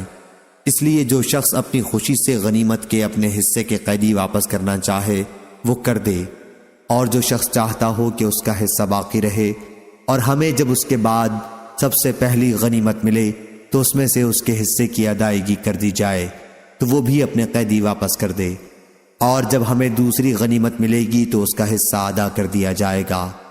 اس پر صحابہ کرام رضی اللہ عنہ نے کہا کہ یا رسول اللہ صلی اللہ علیہ وسلم، ہم اپنی خوشی سے انہیں اپنے حصے واپس کر دیتے ہیں۔ حضرت صلی اللہ علیہ وسلم نے فرمایا، لیکن ہمیں یہ معلوم نہ ہو سکا کہ کن لوگوں نے اپنی خوشی سے اجازت دی اور کن لوگوں نے نہیں دی ہے، اس لیے سب لوگ اپنے خیموں میں واپس چلے جائیں اور تمہارے سردار لوگ تمہاری بات ہمارے سامنے آ کر بیان کریں۔ سب لوگ واپس چلے گئے اور ان کے سرداروں نے اس مسئلے پر گفتگو کی، اور پھر حضرت صلی اللہ علیہ وسلم کو آ کر خبر دی کہ سب لوگ خوشی سے اجازت دیتے ہیں۔ یہی وہ خبر ہے جو حوازن کے قیدیوں کے سلسلے میں ہمیں معلوم ہوئی ہے۔ صحیح بخاری حدیث نمبر 3131، 3132۔ ابو قلابہ نے بیان کیا اور ایوب نے ایک دوسری سند کے ساتھ اس طرح روایت کی ہے کہ مجھ سے قاسم بن عاصم کلیبی نے بیان کیا اور کہا کہ قاسم کی حدیث ابو قلابہ کی حدیث کی بنسبت مجھے زیادہ اچھی طرح یاد ہے۔ زہدم سے انہوں نے بیان کیا کہ ہم ابو موسیٰ اشعری رضی اللہ عنہ کی مجلس میں حاضر تھے، کھانا لایا گیا اور وہاں مرغی کا ذکر ہونے لگا۔ بنی تیم اللہ کے ایک آدمی سرخ رنگ والے وہاں موجود تھے، غالباً موالی میں سے تھے۔ انہیں بھی ابو موسیٰ رضی اللہ عنہ نے کھانے پر بلایا۔ وہ کہنے لگے کہ میں نے مرغی کو گندی چیزیں کھاتے ایک مرتبہ دیکھا تھا تو مجھے بڑی نفرت ہوئی اور میں نے قسم کھا لی کہ اب کبھی مرغی کا گوشت نہ کھاؤں گا۔ حضرت ابو موسیٰ رضی اللہ عنہ نے کہا کہ قریب آ جاؤ، تمہاری قسم پر میں تم سے ایک حدیث اس سلسلے کی بیان کرتا ہوں۔ قبیلہ اشعر کے چند لوگوں کو ساتھ لے کر میں نبی کریم صلی اللہ علیہ وسلم کی خدمت میں غزوہ تبوک کے لیے حاضر ہوا اور سواری کی درخواست کی۔ حضرت صلی اللہ علیہ وسلم نے فرمایا، اللہ کی قسم میں تمہارے لیے سواری کا انتظام نہیں کر سکتا، کیونکہ میرے پاس کوئی ایسی چیز نہیں ہے جو تمہاری سواری کے کام آ سکے۔ پھر حضرت صلی اللہ علیہ وسلم کی خدمت میں غنیمت کے کچھ اونٹ آئے تو آپ صلی اللہ علیہ وسلم نے ہمارے متعلق دریافت فرمایا اور فرمایا کہ قبیلہ اشعر کے لوگ کہاں ہیں؟ چنانچہ آپ صلی اللہ علیہ وسلم نے 5 اونٹ ہمیں دیے جانے کا حکم صادر فرمایا، خوب موٹے تازے اور فربا۔ جب ہم چلنے لگے تو ہم نے آپس میں کہا کہ جو نامناسب طریقہ ہم نے اختیار کیا اس سے حضرت صلی اللہ علیہ وسلم کے ستیے میں ہمارے لیے کوئی برکت نہیں ہو سکتی۔ چنانچہ ہم پھر حضرت صلی اللہ علیہ وسلم کی خدمت میں حاضر ہوئے اور عرض کیا کہ ہم نے پہلے جب آپ سے درخواست کی تو آپ نے قسم کھا کر فرمایا تھا کہ میں تمہاری سواری کا انتظام نہیں کر سکوں گا۔ شاید آپ حضرت صلی اللہ علیہ وسلم کو وہ قسم یاد نہ رہی ہو، لیکن حضرت صلی اللہ علیہ وسلم نے فرمایا کہ میں نے تمہاری سواری کا انتظام واقعی نہیں کیا، وہ اللہ تعالیٰ ہے جس نے تمہیں یہ سواریاں دے دی ہیں۔ اللہ کی قسم تم اس پر یقین رکھو کہ انشاءاللہ جب بھی میں کوئی قسم کھاؤں پھر مجھ پر یہ بات ظاہر ہو جائے کہ بہتر اور مناسب طرز عمل اس کے سوا میں ہے تو میں وہی کروں گا جس میں اچھائی ہوگی اور قسم کا کفارہ دے دوں گا۔ صحیح بخاری حدیث نمبر 3133۔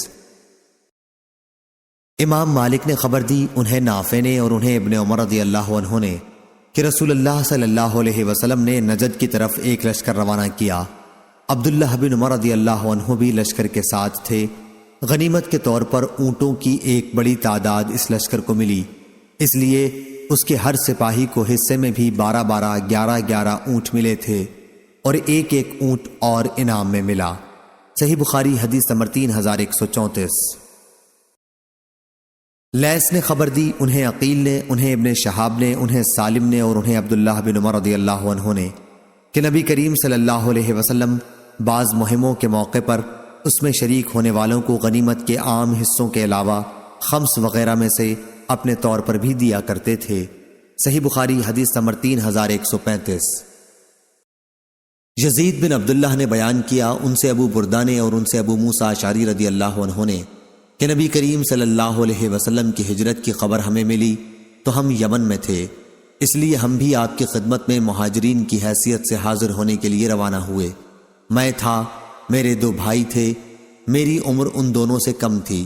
دونوں بھائیوں میں ایک ابو بردہ تھے اور دوسرے ابو رحم، یا انہوں نے یہ کہا کہ اپنی قوم کے چند افراد کے ساتھ، یا یہ کہا 53 یا 52 آدمیوں کے ساتھ یہ لوگ روانہ ہوئے تھے۔ ہم کشتی میں سوار ہوئے تو ہماری کشتی نجاشی کے ملک حبشہ پہنچ گئی اور وہاں ہمیں جعفر بن ابی طالب رضی اللہ عنہ اپنے دوسرے ساتھیوں کے ساتھ ملے۔ جعفر رضی اللہ عنہ نے کہا کہ رسول کریم صلی اللہ علیہ وسلم نے ہمیں یہاں بھیجا تھا اور حکم دیا تھا کہ ہم یہیں رہیں، اس لیے آپ لوگ بھی ہمارے ساتھ یہیں ٹھہر جائیں۔ چنانچہ ہم بھی وہیں ٹھہر گئے اور پھر سب ایک ساتھ مدینہ حاضر ہوئے۔ جب ہم خدمت نبوی میں پہنچے تو حضرت صلی اللہ علیہ وسلم خیبر فتح کر چکے تھے، لیکن حضرت صلی اللہ علیہ وسلم نے دوسرے مجاہدوں کے ساتھ ہمارا بھی حصہ مال غنیمت میں لگایا، یا انہوں نے یہ کہا کہ آپ نے غنیمت میں سے ہمیں بھی عطا فرمایا، حالانکہ آپ صلی اللہ علیہ وسلم نے کسی ایسے شخص کا غنیمت میں حصہ نہیں لگایا جو لڑائی میں شریک نہ رہا ہو، صرف انہی لوگوں کو حصہ ملا تھا جو لڑائی میں شریک تھے۔ البتہ ہماری کشتی کے ساتھیوں اور جعفر اور ان کے ساتھیوں کو بھی آپ نے غنیمت میں شریک کیا تھا، حالانکہ ہم لوگ لڑائی میں شریک نہیں ہوئے تھے۔ صحیح بخاری حدیث نمبر 3136۔ سفیان بن عیینہ نے کہا، ہم سے محمد بن منکدر نے اور انہوں نے جابر رضی اللہ عنہ سے سنا، آپ نے بیان کیا کہ نبی کریم صلی اللہ علیہ وسلم نے فرمایا تھا کہ جب بحرین سے وصول ہو کر میرے پاس مال آئے گا تو میں تمہیں اس طرح 3 لب دوں گا۔ اس کے بعد حضرت صلی اللہ علیہ وسلم کی وفات ہو گئی اور بحرین کا مال اس وقت تک نہ آیا۔ پھر جب وہاں سے مال آیا تو ابو بکر رضی اللہ عنہ کے حکم سے منادی نے اعلان کیا کہ جس کا بھی نبی کریم صلی اللہ علیہ وسلم پر کوئی قرض ہو یا آپ کا کوئی وعدہ ہو تو ہمارے پاس آئے۔ میں ابو بکر رضی اللہ عنہ کی خدمت میں گیا اور عرض کیا کہ مجھ سے رسول اللہ صلی اللہ علیہ وسلم نے یہ فرمایا تھا، چنانچہ انہوں نے 3 لب بھر کر مجھے دیا۔ سفیان بن عیینہ نے اپنے دونوں ہاتھوں سے اشارہ کر کے لب بھرنے کی کیفیت بتائی۔ پھر ہم سے سفیان نے بیان کیا کہ ابن منکدر نے بھی ہم سے اسی طرح بیان کیا تھا، اور ایک مرتبہ سفیان نے سابقہ سند کے ساتھ بیان کیا کہ جابر رضی اللہ عنہ نے کہا کہ میں ابو بکر رضی اللہ عنہ کی خدمت میں حاضر ہوا تو انہوں نے مجھے کچھ نہیں دیا۔ پھر میں حاضر ہوا اور اس مرتبہ بھی مجھے انہوں نے کچھ نہیں دیا۔ پھر میں تیسری مرتبہ حاضر ہوا، عرض کیا کہ میں نے ایک مرتبہ آپ سے مانگا اور آپ نے عنایت نہیں فرمایا، دوبارہ مانگا پھر بھی آپ نے عنایت نہیں فرمایا، اور پھر مانگا لیکن آپ نے عنایت نہیں فرمایا۔ اب یا آپ مجھے دیجئے یا پھر میرے بارے میں بخل سے کام لیجئے۔ حضرت ابو بکر رضی اللہ عنہ نے فرمایا کہ تم کہتے ہو کہ میرے معاملے میں بخل سے کام لیتا ہے، حالانکہ تمہیں دینے سے جب بھی میں نے منہ پھیرا تو میرے دل میں یہ بات ہوتی تھی کہ تمہیں کبھی نہ کبھی ضرور دینا ہے۔ سفیان نے بیان کیا کہ ہم سے عمروں نے بیان کیا، ان سے محمد بن علی نے اور ان سے جابر نے۔ پھر ابو بکر رضی اللہ عنہ نے مجھے 1 لب بھر کر دیا اور فرمایا کہ اسے شمار کر۔ میں نے شمار کیا تو 500 کی تعداد تھی۔ اس کے بعد ابو بکر رضی اللہ عنہ نے فرمایا کہ اتنا ہی 2 مرتبہ اور لے لے۔ اور ابن المنکدر نے بیان کیا کہ ابو بکر رضی اللہ عنہ نے فرمایا تھا، بخل سے زیادہ بدترین اور کیا بیماری ہو سکتی ہے۔ صحیح بخاری حدیث number Hello friends, 3137۔ subscribe my channel Hotties 92۔ عمرو بن دینار نے بیان کیا اور ان سے جابر بن عبداللہ رضی اللہ عنہ نے بیان کیا کہ رسول اللہ صلی اللہ علیہ وسلم مقام جورانہ میں غنیمت تقسیم کر رہے تھے کہ ایک شخص ذوالخویسرہ نے آپ سے کہا، انصاف سے کام لیجئے۔ حضرت صلی اللہ علیہ وسلم نے فرمایا، اگر میں بھی انصاف سے کام نہ لوں تو بدبخت ہوا۔ صحیح بخاری حدیث نمبر 3138۔ عبد الرزاق نے خبر دی، انہیں معمر نے، انہیں زہری نے، انہیں محمد بن جبیر نے اور انہیں ان کے والد نے کہ رسول کریم صلی اللہ علیہ وسلم نے بدر کے قیدیوں کے بارے میں فرمایا تھا کہ اگر مطعم بن عدی جو کفر کی حالت میں مر گئے تھے زندہ ہوتے اور ان نجس ناپاک لوگوں کی سفارش کرتے تو میں ان کی سفارش سے انہیں فدیہ لیے بغیر چھوڑ دیتا۔ صحیح بخاری حدیث نمبر 3139۔ ابن مسیب نے بیان کیا اور ان سے جبیر بن مطعم رضی اللہ عنہ نے بیان کیا کہ میں اور عثمان بن عفان رضی اللہ عنہ رسول اللہ صلی اللہ علیہ وسلم کی خدمت میں حاضر ہوئے اور عرض کیا، یا رسول اللہ، آپ نے بنو مطلب کو تو عنایت فرمایا لیکن ہم کو چھوڑ دیا، حالانکہ ہم کو آپ سے وہی رشتہ ہے جو بنو مطلب کو آپ سے ہے۔ حضرت صلی اللہ علیہ وسلم نے فرمایا کہ بنو مطلب اور بنو ہاشم ایک ہی ہے۔ لیس نے بیان کیا کہ مجھ سے یونس نے بیان کیا اور اس روایت میں یہ زیادتی کی کہ جبیر رضی اللہ عنہ نے کہا، نبی کریم صلی اللہ علیہ وسلم نے بنو عبد شمس اور بنو نوفل کو نہیں دیا تھا۔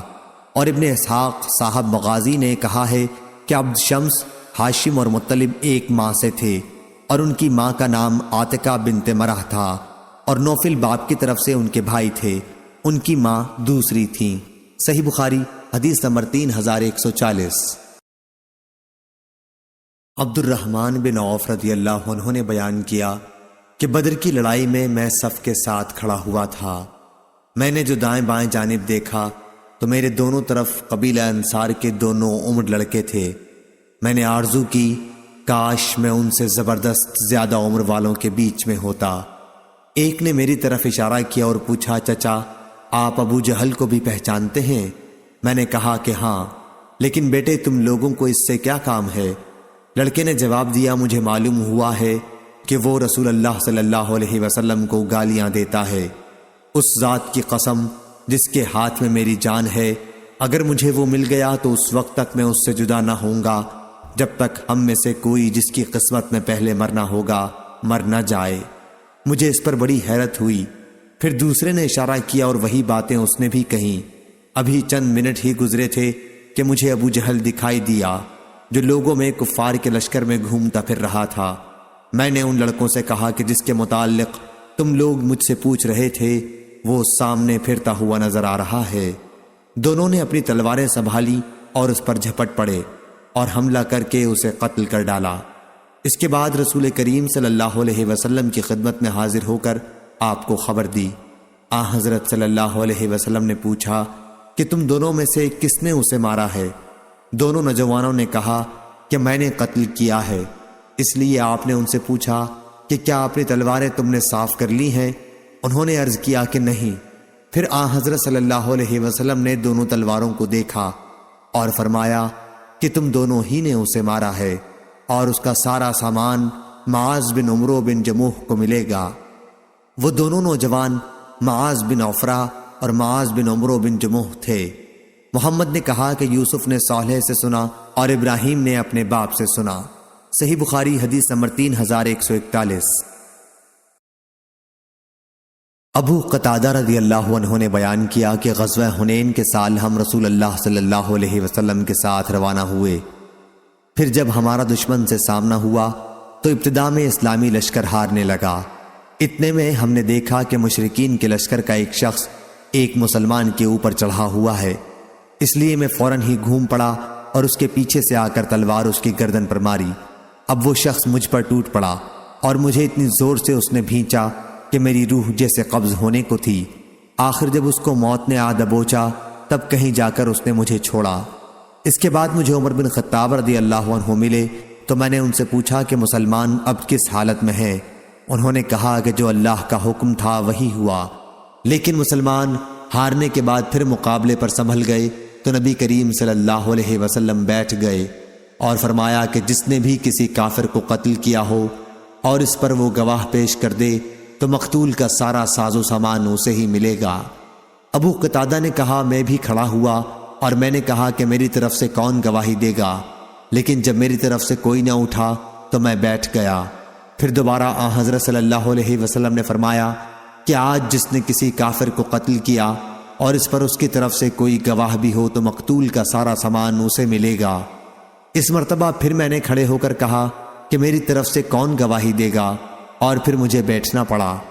تیسری مرتبہ پھر حضرت صلی اللہ علیہ وسلم نے وہی ارشاد دہرایا، اور اس مرتبہ جب میں کھڑا ہوا تو حضرت صلی اللہ علیہ وسلم نے خود ہی دریافت فرمایا کس چیز کے متعلق کہہ رہے ہو ابو قتادہ؟ میں نے حضرت صلی اللہ علیہ وسلم کے سامنے سارا واقعہ بیان کر دیا تو ایک صاحب اسود بن خزائی اسلمی نے بتایا کہ ابو قتادہ سچ کہتے ہیں یا رسول اللہ، اور اس مقتول کا سامان میرے پاس محفوظ ہے، اور میرے حق میں انہیں راضی کر دیجئے کہ وہ مقتول کا سامان مجھ سے نہ لیں۔ لیکن ابو بکر صدیق رضی اللہ عنہ نے کہا کہ نہیں، اللہ کی قسم، اللہ کے ایک شیر کے ساتھ جو اللہ اور رسول کے لیے لڑے، حضرت صلی اللہ علیہ وسلم ایسا نہیں کریں گے کہ ان کا سامان تمہیں دے دیں۔ حضرت صلی اللہ علیہ وسلم نے فرمایا کہ ابو بکر نے سچ کہا ہے۔ پھر آپ نے سامان ابو قتادہ کو عطا فرمایا۔ ابو قتادہ نے کہا کہ پھر اس کی زرہ بیچ کر میں نے بنی سلمہ میں ایک باغ خرید لیا، اور یہ پہلا مال تھا جو اسلام لانے کے بعد میں نے حاصل کیا تھا۔ صحیح بخاری حدیث نمبر 3142۔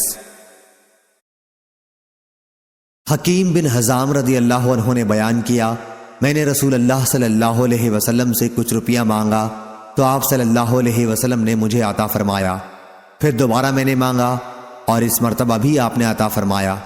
پھر ارشاد فرمایا حکیم، یہ مال دیکھنے میں سرسبز، بہت میٹھا اور مزیدار ہے، لیکن جو شخص اسے دل کی بے تمئی کے ساتھ لے اس کے مال میں تو برکت ہوتی ہے، اور جو شخص اسے لالچ اور حرص کے ساتھ لے تو اس کے مال میں برکت نہیں ہوتی، بلکہ اس کی مثال اس شخص جیسی ہے جو کھائے جاتا ہے لیکن اس کا پیٹ نہیں بھرتا، اور اوپر کا ہاتھ دینے والا نیچے کے ہاتھ لینے والے سے بہتر ہوتا ہے۔ حکیم بن حزام رضی اللہ عنہ نے بیان کیا کہ میں نے عرض کیا یا رسول اللہ صلی اللہ علیہ وسلم، آپ کے بعد اب میں کسی سے کچھ بھی نہیں مانگوں گا یہاں تک کہ اس دنیا میں سے چلا جاؤں۔ چنانچہ حضرت صلی اللہ علیہ وسلم کی وفات کے بعد حضرت ابو بکر رضی اللہ عنہ انہیں دینے کے لیے بلاتے، لیکن وہ اس میں سے ایک پیسہ بھی لینے سے انکار کر دیتے۔ پھر حضرت عمر رضی اللہ عنہ اپنے زمانہ خلافت میں انہیں دینے کے لیے بلاتے اور ان سے بھی لینے سے انہوں نے انکار کر دیا تھا۔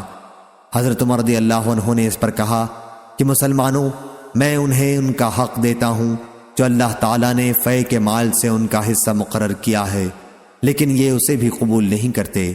حکیم بن حزام رضی اللہ عنہ کی وفات ہو گئی، لیکن حضرت صلی اللہ علیہ وسلم کے بعد انہوں نے کسی سے کوئی چیز نہیں لی۔ صحیح بخاری حدیث نمبر 3143۔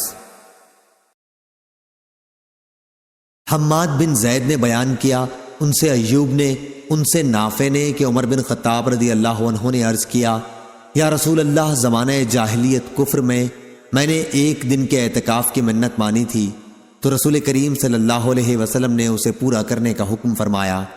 نافع نے بیان کیا کہ حنین کے قیدیوں میں سے عمر رضی اللہ عنہ کو 2 باندیاں ملی تھیں تو آپ نے انہیں مکے کے کسی گھر میں رکھا۔ انہوں نے بیان کیا کہ پھر حضرت صلی اللہ علیہ وسلم نے حنین کے قیدیوں پر احسان کیا اور سب کو مفت آزاد کر دیا تو گلیوں میں وہ دوڑنے لگے۔ عمر رضی اللہ عنہ نے کہا، عبداللہ دیکھو تو یہ کیا معاملہ ہے؟ انہوں نے بتایا کہ رسول کریم صلی اللہ علیہ وسلم نے ان پر احسان کیا ہے اور حنین کے تمام قیدی مفت آزاد کر دیے گئے ہیں۔ حضرت عمر رضی اللہ عنہ نے کہا کہ پھر جا ان دونوں لڑکیوں کو بھی آزاد کر دے۔ نافع نے کہا کہ رسول اللہ صلی اللہ علیہ وسلم نے مقام جارانہ سے عمرے کا احرام نہیں باندھا تھا۔ اگر حضرت صلی اللہ علیہ وسلم وہاں سے عمرے کا احرام باندھتے تو عبداللہ بن عمر رضی اللہ عنہ کو یہ ضرور معلوم ہوتا۔ اور جریر بن حازم نے جو ایوب سے روایت کی، انہوں نے نافع سے، انہوں نے ابن عمر سے، اس میں یوں ہے کہ وہ دونوں باندیاں جو عمر رضی اللہ عنہ کو ملی تھیں خمس میں تھیں۔ اعتکاف سے متعلق یہ روایت معمر نے ایوب سے نقل کی ہے، ان سے نافع نے، ان سے عبداللہ بن عمر رضی اللہ عنہ نے نظر کا قصہ جو روایت کیا ہے اس میں ایک دن کا لفظ نہیں ہے۔ صحیح بخاری حدیث نمبر 3144۔ عمر بن تغلب رضی اللہ عنہ نے بیان کیا، انہوں نے بیان کیا کہ رسول اللہ صلی اللہ علیہ وسلم نے کچھ لوگوں کو دیا اور کچھ لوگوں کو نہیں دیا۔ غالباً جن لوگوں کو آپ صلی اللہ علیہ وسلم نے نہیں دیا تھا ان کو ناگوار ہوا تو حضرت صلی اللہ علیہ وسلم نے فرمایا کہ میں کچھ ایسے لوگوں کو دیتا ہوں کہ مجھے جن کے بگڑ جانے، اسلام سے پھر جانے اور بے صبری کا ڈر ہے، اور کچھ لوگ ایسے ہیں جن پر میں بھروسہ کرتا ہوں تو اللہ تعالیٰ نے ان کے دلوں میں بھلائی اور بے نیازی رکھی ہے، ان کو میں نہیں دیتا۔ عمر بن تغلب رضی اللہ عنہ بھی انہی میں شامل ہیں۔ عمر بن ثعلب کہا کرتے تھے کہ رسول اللہ صلی اللہ علیہ وسلم نے میری نسبت یہ جو کلمہ فرمایا، اگر اس کے بدلے سرخ اونٹ ملتے تو بھی میں اتنا خوش نہ ہوتا۔ ابو عاصم نے جریر سے بیان کیا کہ میں نے حسن بصری سے سنا، عمر بن تغلب رضی اللہ عنہ نے بیان کیا کہ رسول اللہ صلی اللہ علیہ وسلم کے پاس مال یا قیدی آئے تھے اور انہی کو آپ نے تقسیم فرمایا تھا۔ صحیح بخاری حدیث نمبر 3145۔ شعبہ نے بیان کیا، ان سے قتادہ نے اور ان سے انس بن مالک رضی اللہ عنہ نے بیان کیا کہ نبی کریم صلی اللہ علیہ وسلم نے فرمایا، قریش کو میں ان کا دل ملانے کے لیے دیتا ہوں کیونکہ ان کی جاہلیت کفر کا زمانہ ابھی تازہ گزرا ہے، ان کی دلجوئی کرنا ضروری ہے۔ صحیح بخاری حدیث number 3146۔ Hello friends, subscribe my channel Hotties 92۔ ظاہری نے بیان کیا، کہا کہ مجھے انس بن مالک رضی اللہ عنہ نے خبر دی کہ جب اللہ تعالیٰ نے اپنے رسول صلی اللہ علیہ وسلم کو قبیلہ حوازن کے اموال میں سے غنیمت دی اور آپ صلی اللہ علیہ وسلم قریش کے بعض آدمیوں کو تالیف قلب کی غرض سے 100 اونٹ دینے لگے تو بعض انصاری لوگوں نے کہا، اللہ تعالیٰ رسول اللہ صلی اللہ علیہ وسلم کی بخشش کرے، آپ قریش کو تو دے رہے ہیں اور ہمیں چھوڑ دیا، حالانکہ ان کا خون ابھی تک ہماری تلواروں سے ٹپک رہا ہے۔ قریش کے لوگوں کو حال ہی میں ہم نے مارا، ان کے شہر کو ہم نے فتح کیا۔ انس رضی اللہ عنہ نے بیان کیا کہ حضرت صلی اللہ علیہ وسلم کو جب یہ خبر پہنچی تو آپ صلی اللہ علیہ وسلم نے انصار کو بلایا اور انہیں چمڑے کے ایک ڈیرے میں جمع کیا۔ ان کے سوا کسی دوسرے صحابی کو آپ نے نہیں بلایا۔ جب سب انصاری لوگ جمع ہو گئے تو آن حضرت صلی اللہ علیہ وسلم بھی تشریف لائے اور دریافت فرمایا کہ آپ لوگوں کے بارے میں جو بات مجھے معلوم ہوئی وہ کہاں تک صحیح ہے؟ انصار کے سمجھدار لوگوں نے عرض کیا، یا رسول اللہ، ہم میں جو عقل والے ہیں وہ تو کوئی ایسی بات زبان پر نہیں لائے ہیں، ہاں چند نو عمر لڑکے ہیں، انہوں نے ہی یہ کہا ہے کہ اللہ رسول اللہ صلی اللہ علیہ وسلم کی بخشش کرے۔ آپ صلی اللہ علیہ وسلم قریش کو تو دے رہے ہیں اور ہم کو نہیں دیتے، حالانکہ ہماری تلواروں سے ابھی تک ان کے خون ٹپک رہے ہیں۔ اس پر آن حضرت صلی اللہ علیہ وسلم نے فرمایا کہ میں بعض ایسے لوگوں کو دیتا ہوں جن کا کفر کا زمانہ ابھی گزرا ہے، اور ان کو دے کر ان کا دل ملاتا ہوں۔ کیا تم اس پر خوش نہیں ہو کہ جب دوسرے لوگ مال و دولت لے کر واپس جا رہے ہوں گے تو تم لوگ اپنے گھروں کو رسول اللہ صلی اللہ علیہ وسلم کو لے کر واپس جا رہے ہوگے؟ اللہ کی قسم، تمہارے ساتھ جو کچھ واپس جا رہا ہے وہ اس سے بہتر ہے جو دوسرے لوگ اپنے ساتھ واپس لے جائیں گے۔ سب انصاریوں نے کہا، بے شک یا رسول اللہ صلی اللہ علیہ وسلم، ہم اس پر راضی اور خوش ہیں۔ پھر آن حضرت صلی اللہ علیہ وسلم نے ان سے فرمایا، میرے بعد تم یہ دیکھو گے کہ تم پر دوسرے لوگوں کو مقدم کیا جائے گا، اس وقت تم صبر کرنا، دنگا فساد نہ کرنا، یہاں تک کہ اللہ تعالیٰ سے جا ملو اور اس کے رسول سے حوض کوثر پر۔ انس رضی اللہ عنہ نے بیان کیا، پھر ہم سے صبر نہ ہو سکا۔ صحیح بخاری حدیث نمبر 3147۔ شہاب نے بیان کیا کہ مجھے عمر بن محمد بن جبیر بن مطعم نے خبر دی کہ میرے باپ محمد بن جبیر نے کہا، اور انہیں جبیر بن مطعم رضی اللہ عنہ نے خبر دی کہ ہم رسول اللہ صلی اللہ علیہ وسلم کے ساتھ تھے، آپ کے ساتھ اور بھی صحابہ تھے۔ حنین کے جہاد سے واپسی ہو رہی تھی، راستے میں کچھ بدو آپ سے لپٹ گئے، لوٹ کا مال آپ سے مانگتے تھے، وہ آپ سے ایسا لپٹے کہ آپ کو ایک ببول کے درخت کی طرف دھکیل لے گئے، آپ کی چادر اس میں اٹک کر رہ گئی۔ اس وقت آپ ٹھہر گئے، آپ نے فرمایا، بھائیو میری چادر تو دے دو، اگر میرے پاس ان کانٹے دار درختوں کی تعداد میں اونٹ ہوتے تو وہ بھی تم میں تقسیم کر دیتا۔ تم مجھے بخیل، جھوٹا اور بزدل ہرگز نہیں پاؤ گے۔ صحیح بخاری حدیث نمبر 3148۔ امام مالک نے بیان کیا، ان سے اسحاق بن عبداللہ نے اور ان سے انس بن مالک رضی اللہ عنہ نے بیان کیا کہ میں نبی کریم صلی اللہ علیہ وسلم کے ساتھ جا رہا تھا، آپ نجران کی بنی ہوئی چوڑے حاشیے کی ایک چادر اڑے ہوئے تھے، اتنے میں ایک دیہاتی نے آپ کو گھیر لیا اور زور سے آپ کو کھینچا۔ میں نے آپ کے شانے کو دیکھا، اس پر چادر کے کونے کا نشان پڑ گیا، ایسا کھینچا۔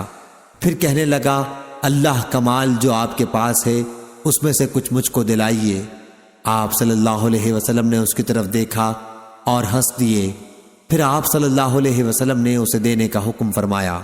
صحیح بخاری حدیث نمبر 3149۔ عبداللہ بن مسعود رضی اللہ عنہ نے بیان کیا کہ حنین کی لڑائی کے بعد نبی کریم صلی اللہ علیہ وسلم نے غنیمت کی تقسیم میں بعض لوگوں کو زیادہ دیا، جیسے اقرا بن حابس کو 100 اونٹ دیے، اتنے ہی اونٹ عینہ بن حسین کو دیے، اور کئی عرب کے اشراف لوگوں کو اسی طرح تقسیم میں زیادہ دیا۔ اس پر ایک شخص معتب بن قشیر منافق نے کہا کہ خدا کی قسم، اس تقسیم میں نہ تو عدل کو ملحوظ رکھا گیا ہے اور نہ اللہ کی خوشنودی کا خیال ہوا۔ میں نے کہا کہ واللہ اس کی خبر میں رسول اللہ صلی اللہ علیہ وسلم کو ضرور دوں گا۔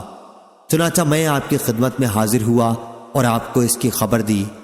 حضرت صلی اللہ علیہ وسلم نے سن کر فرمایا، اگر اللہ اور اس کا رسول صلی اللہ علیہ وسلم بھی عدل نہ کرے تو پھر کون عدل کرے گا؟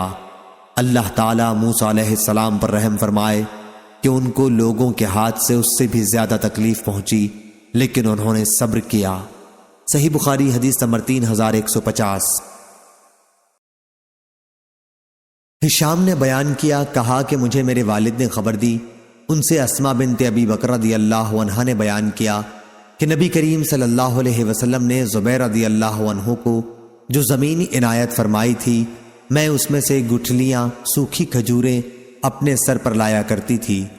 وہ جگہ میرے گھر سے 2 میل فرسخ کی 2/3 پر تھی۔ ابو زمرہ نے ہشام سے بیان کیا اور انہوں نے اپنے باپ سے مرسلاً بیان کیا کہ نبی کریم صلی اللہ علیہ وسلم نے زبیر رضی اللہ عنہ کو بنی نذیر کے اراضی میں سے ایک زمین مقطع کے طور پر دی تھی۔ صحیح بخاری حدیث نمبر 3151۔ نافع نے خبر دی انہیں عبداللہ بن عمر رضی اللہ عنہ نے کہ عمر نے یہود و نصارہ کو سرزمین حجاز سے نکال کر دوسری جگہ بسا دیا تھا۔ رسول اللہ صلی اللہ علیہ وسلم نے جب خیبر فتح کیا تو آپ کا بھی ارادہ ہوا تھا کہ یہودیوں کو یہاں سے نکال دیا جائے۔ جب آپ نے فتح پائی تو اس وقت وہاں کی کچھ زمین یہودیوں کے قبضے میں ہی تھی اور اکثر زمین پیغمبر صلی اللہ علیہ وسلم اور مسلمانوں کے قبضے میں تھی۔ لیکن پھر یہودیوں نے حضرت صلی اللہ علیہ وسلم سے درخواست کی آپ زمین انہی کے پاس رہنے دیں، وہ کھیتوں اور باغوں میں کام کیا کریں گے اور آدھی پیداوار لیں گے۔ حضرت صلی اللہ علیہ وسلم نے فرمایا اچھا، جب تک ہم چاہیں گے اس وقت تک کے لیے تمہیں اس شرط پر یہاں رہنے دیں گے۔ چنانچہ یہ لوگ وہیں رہے اور پھر عمر رضی اللہ عنہ نے انہیں اپنے دور خلافت میں مسلمانوں کے خلاف ان کے فتنوں اور سازشوں کی وجہ سے یہود خیبر کو یا اریحہ کی طرف نکال دیا تھا۔ صحیح بخاری حدیث نمبر 3152۔ شعبہ نے بیان کیا ان سے حمید بن حلال نے اور ان سے عبداللہ بن مغفل رضی اللہ عنہ نے بیان کیا کہ ہم خیبر کے محل کا محاصرہ کیے ہوئے تھے۔ کسی شخص نے ایک کپی پھینکی جس میں چربی بھری ہوئی تھی۔ میں اسے لینے کے لیے لپکا، لیکن مڑ کر جو دیکھا تو پاس ہی نبی کریم صلی اللہ علیہ وسلم موجود تھے۔ میں شرم سے پانی پانی ہو گیا۔ صحیح بخاری حدیث نمبر 3153۔ مستد بن مسرحد نے بیان کیا کہا ہم سے حماد بن زید نے، ان سے ایوب نے، ان سے نافع نے، ان سے ابن عمر رضی اللہ عنہ نے بیان کیا کہ نبی کریم صلی اللہ علیہ وسلم کے زمانے میں غزووں میں ہمیں شہد اور انگور ملتا تھا، ہم اسے اسی وقت کھا لیتے، تقسیم کے لیے اٹھا نہ رکھتے۔ صحیح بخاری حدیث نمبر 3154۔ Hello friends, subscribe